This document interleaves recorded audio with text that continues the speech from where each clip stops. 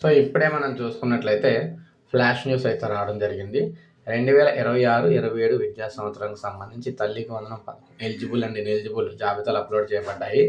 తల్లికి వందనం పథకానికి సంబంధించిన అర్హుల మరియు అనర్హుల జాబితాలు వెల్ఫేర్ అసిస్టెంట్ లాగిన్లో అందుబాటులో అయితే ఉన్నాయన్నమాట. ఉపాధ్యాయులు, విద్యార్థులు, తల్లిదండ్రులందరూ కూడా తన పరిధిలోని వెల్ఫేర్ అసిస్టెంట్ని సంప్రదించి తమ పాఠశాలకు సంబంధించిన ఎలిజిబుల్, ఇనెలిజిబుల్ లిస్టులను అయితే పరిశీలించవచ్చు. ఇందులో ముఖ్యంగా మీ పాఠశాలలో చదువుతున్న విద్యార్థి మీ గ్రామం, వార్డు, సచివాలయ పరిధిలో హౌస్ హోల్డ్ మ్యాపింగ్ లేకపోతే ఆ విద్యార్థి పేరు, పుట్టిన తల్లి అంటే తల్లి పుట్టిన గ్రామం, వార్డు, సచివాలయంలో లేదా ఉండకపోతే అది వారి హౌస్ హోల్డ్ నమోదు ఉన్న ఇతర సచివాలయాల్లో చూసుకోవాలి.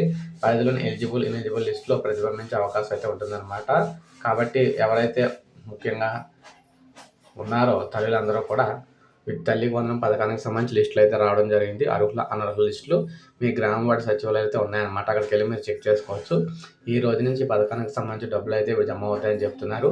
సో ఇది అప్డేట్. ఒక లైక్ చేయండి, సబ్స్క్రైబ్ చేసుకోండి, మన ఛానల్ సబ్స్క్రైబ్ చేసుకోండి. తల్లికి వందనం పథకానికి సంబంధించి ఈ రోజు నుంచి అయితే డబ్బులు జమ కాబోతూ ఉన్నాయన్నమాట.